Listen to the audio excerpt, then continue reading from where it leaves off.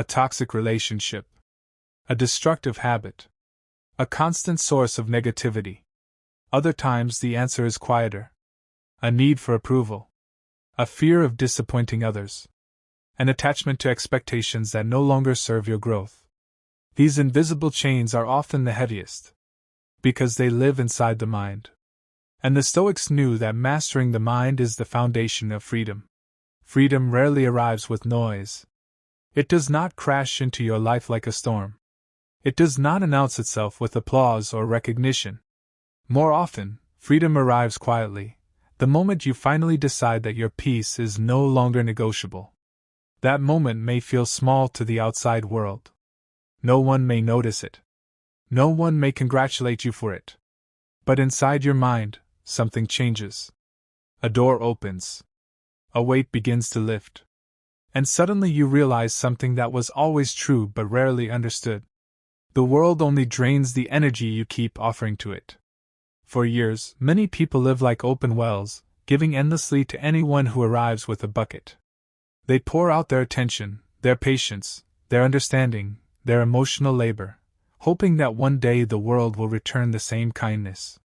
But the Stoics understood a difficult truth. Not everyone who drinks from your well will appreciate the water. Some will simply return with a larger bucket. This is why releasing what drains you is not an act of cruelty. It is an act of self-respect. Because when your life becomes defined by endless giving without boundaries, something inside you begins to wither. Your energy fades. Your discipline weakens. Your ability to pursue your purpose slowly disappears beneath the constant demand of other people's needs. And the tragedy is that many people believe this exhaustion is simply the price of being a good person. But the Stoics would disagree. They believed goodness without wisdom becomes self-destruction.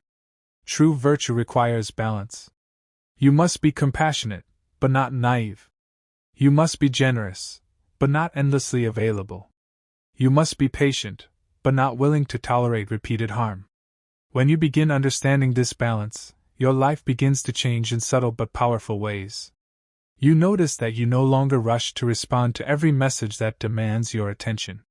You notice that you stop explaining yourself to people who were never interested in understanding you.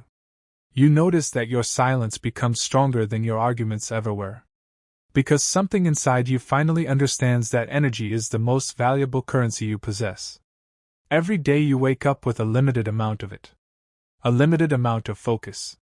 A limited amount of emotional strength. A limited amount of patience. And every moment you invest that energy somewhere,